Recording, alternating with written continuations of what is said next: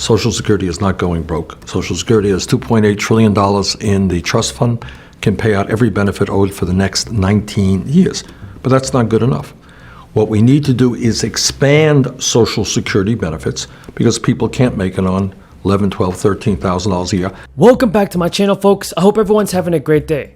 This is your fourth stimulus check update and daily news report. Let's go over the very important stimulus check news, everybody, as well as the news surrounding Social Security benefits. So Social Security trustees on August 31st issued another report that warned of the pending depletion of the reserves of Social Security benefits. The current projection is that the trust fund backing retirement benefits only will run out of money by 2033, a year earlier than estimated in the 2020 report. It is another wake-up call that Congress must do something, and the sooner the better. It's also a reminder that individuals may want to prepare more on their own. But the latest report does not say the system is going broke and will be unable to pay any benefits in a dozen plus years.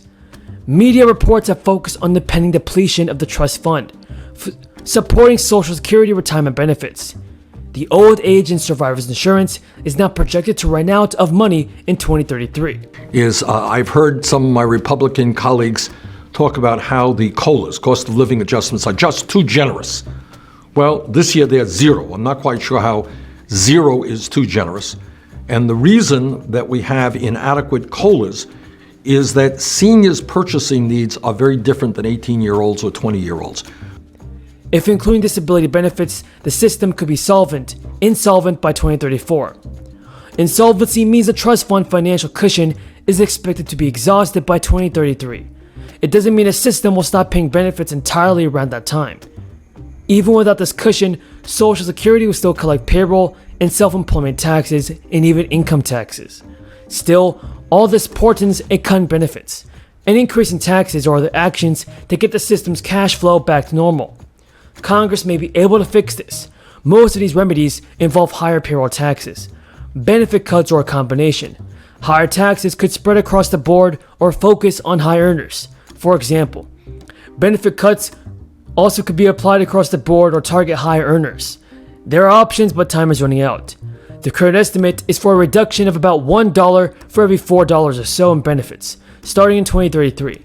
According to the trustees at that time, the fund's reserves will become depleted and continuing tax income will be sufficient to pay 76% of scheduled benefits. That the Social Security benefits are sufficient enough that you can live with dignity. You may have just answered it, but is there anything that you might be able to say to someone who hears this and says, yeah, we got to do something, but I'm reluctant because I put this much money in? Now, Congress may be able to fix this. The current estimate is for a reduction of about $1 for every $4 or so in benefits starting in 2033. According to trustees, at that time, the fund's reserves will become depleted, and continuing tax income will be sufficient to pay 76% of scheduled benefits. Another way to look at it is by examining how much of a typical retiree's income will be paid or replaced by Social Security benefits. Pensions, personal savings, perhaps housing equity, and other assets make up the rest. And also, everybody, Biden's American Rescue Plan granted a $300 per week boost to anyone receiving unemployment benefits. Those extra payouts officially end on September 6th, today. Though more than 24 states cut off the federal crisis benefits early. The holiday also is the expiration day for a program that has provided unemployment checks to gig workers. Under the March relief measure, the government has been paying 100% of the health insurance premiums of laid-off workers who keep their job-based coverage through what's called the COBRA law. But that benefit runs out on September 30th, and people who have been taking advantage of it may need to find new health insurance. That's because COBRA is expensive. Those who use it must shoulder the entire cost of an employer health plan, which averages $1,715 a month for a family. Since July 15th, households with kids have been receiving monthly family stimulus checks under a one-year expansion of the child tax credit. The payments will total as much as $1,800 for each kid under age 6 and $1,500 for 6 to 17 dependents. But the final check is scheduled for December 15th. Democrats in Congress are trying to keep up the beefed-up child tax credit by including an extension in a $3.5 trillion spending plan now in the works. A U.S. Supreme Court decision has brought an early end to a nationwide eviction moratorium that was scheduled to run through October 3rd. More than 3.5 million renters say eviction is very or somewhat likely within the next 2 months. The last two stimulus packages provided $46.6 billion in rent relief money, but only 11% of the aid had been given out to renters by late July. You apply for the rental assistance through state and local housing agencies. The administration is cutting red tape to help them speed things along, and as the safety net shrinks, many are hoping the government will come through with a fourth stimulus check. An online petition that calls for monthly payments of $2,000 for every adult and $1,000 per child at the end of the crisis has gotten more than 2.8 million signatures, on its way to a goal of 3 million.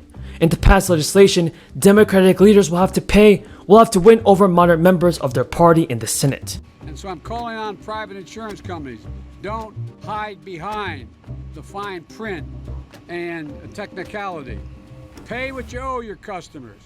Cover temporary housing costs and natural disasters, and help those in need.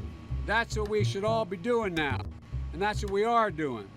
So far, we have provided, the governor's help as well, $100 million in critical assistance directly to people in Louisiana by putting $500 in their bank accounts once they've contacted us. That's what we're going to come back and let all you people know exactly how to do that. That'll happen.